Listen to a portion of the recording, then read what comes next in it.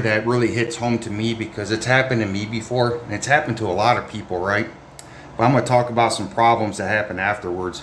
So a payroll employee quits on the spot after finding potential wage theft. Employees exposes company with viral TikTok sparks controversy. But there is no controversy, okay? For those of you that don't know, payroll theft is when an employer doesn't pay you what they're owed. They start subtracting a little bit out, or they don't give you the hours. Say you work 40 hours, they only pay you 39. Well, that's theft, right? But there's some other problems. So a company dealing with traveling nurses called Jogan Health Solutions was recently caught out for paying their traveling nurses incorrect comments or not paying them at all, right? So traveling nurses, like COVID-19 broke out, you had some nurses traveling across state. They're supposed to get extra pay and all these other great, wonderful benefits because they're doing a great, wonderful thing trying to help out. Well, this company apparently was taking money out or not paying them at all. So the video tells the story of her working for the company to repair the broken payroll and eventually finding some discrepancies that she pointed out to the company. So when doing so, the company told her just to ignore it. But then she got angry, emailed telling them to stick with their job. So when she emailed them, they said, just do your dang job, be quiet. Then they tried to write her up for not responding to an email fast enough. Then they tried to get her 2 shifts from 8 a.m. to midnight. They tried punishing her for longer hours, right? So this is a really toxic workplace, but I'm going to talk about some other problems here. So a lot of people don't know this, but the biggest crime in America is employee wage theft. So when I worked at Subway, I put in over 80 hours once because they didn't have anybody else there hiring. It was just me. I had nothing better going on, so I worked both shifts, morning and night, all week long.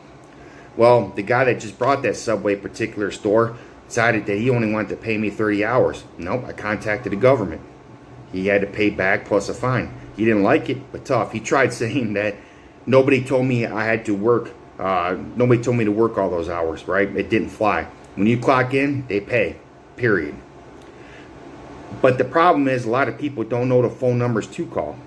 A lot of people don't understand how to track paperwork. So say you make a complaint against the company, you got to track it. Time, date, if it's an email, screenshot it, save it for yourself. All that stuff can save you. Sometimes employee wage theft, you are not going to find a lawyer for it. It's very hard to find a lawyer for it because sometimes it might only be an hour to the lawyer. It's not worth his time to help you out, even though it's a crime. And that's what happens a lot of times. That's why a lot of employers get away with employee wage theft, unfortunately. There's a tile factory in Kentucky that does this. So you work 40 hours, to pay you 39. Sometimes they give you a paycheck, tell you not to cash it that day, cash it 2 or 3 days, right? Which is all legal. You can't do that. Unfortunately, it's a big crime. It goes unpunished.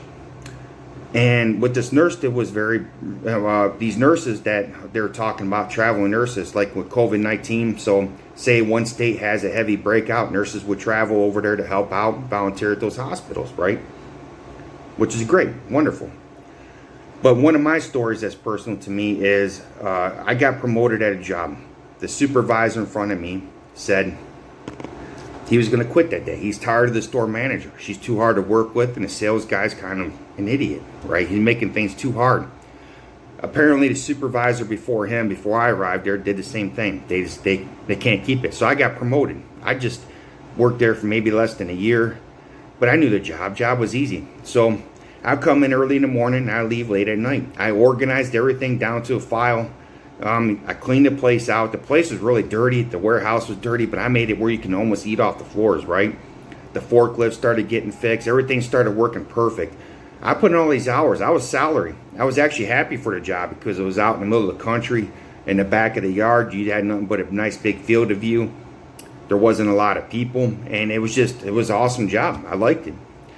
What I didn't know was the job was very racist, unfortunately. They didn't have anybody that was black working for the company except one guy. And you're going to find that a lot in America, that companies that are, over 100 people will only hire one black guy or one minority. And they do that so they can satisfy the government quote. And a lot of times that individual don't even realize that he's only working there because of his color of skin. He's not working there because they value him as an employee. They're doing it to try to keep the government off their back. And it happens a lot. So after a year, I asked for leave, 2-week leave, and they said, "Oh, why you want leave?" Well, it's vacation. I worked here for a year, but I want to go get married to my wife. She's overseas. Well, they thought maybe she was European. It turns out this place is very racist. They found out she was Asian. All of a sudden, they have all kinds of problems. They wanted to demote me. They wanted to do everything else. But I knew the law. That's all I do is read. I read the law. I probably know more about law than most lawyers do, right? So I emailed HR, said, "Hey, I'm getting demoted after I asked for leave to go marry my Asian wife. Why is this happening?" The HR said they're going to look into it. They apologize. And often what happens is there's this thing called retaliation, right? And it's against the law for an employer to do.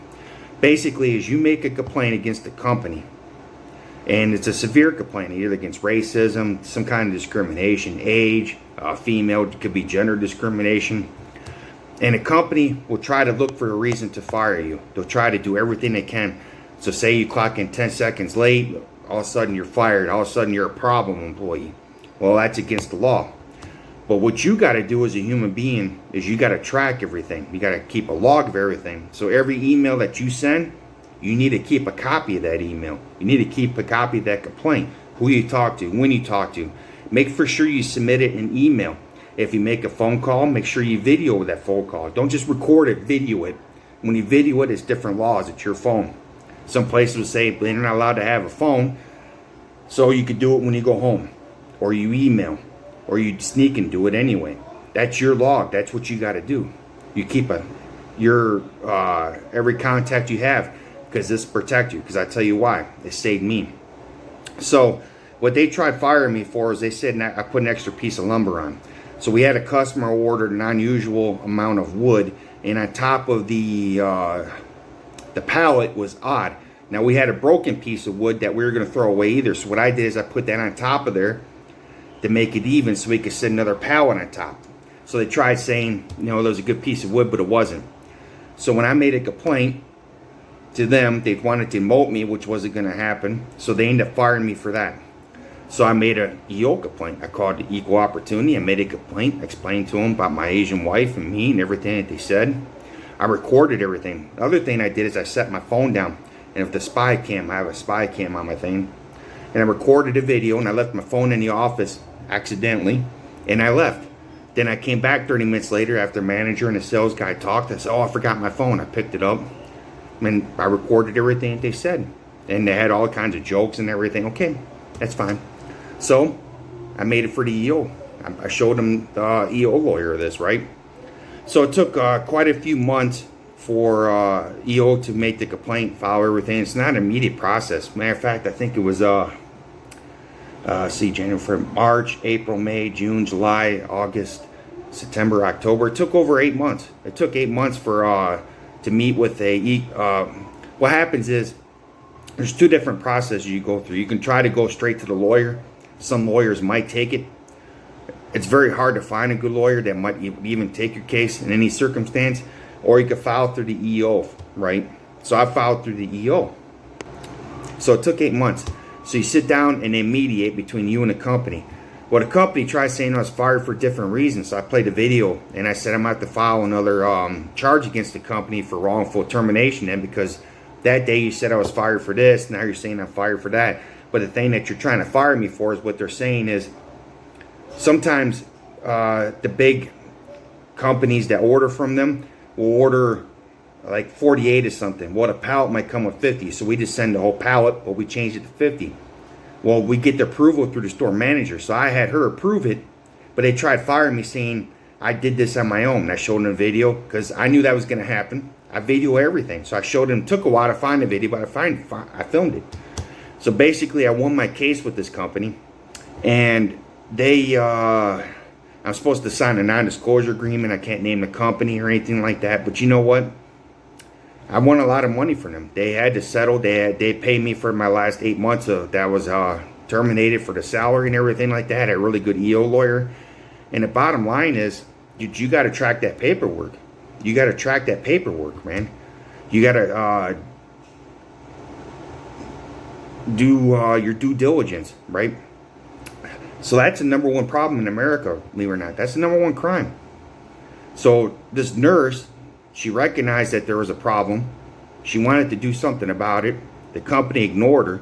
Only when the TikTok went viral, the company said, "Oh, this makes us look bad." Because you got a lot of nurses. You got to remember, it just isn't her. She was the payroll girl doing this, and she said there was a problem.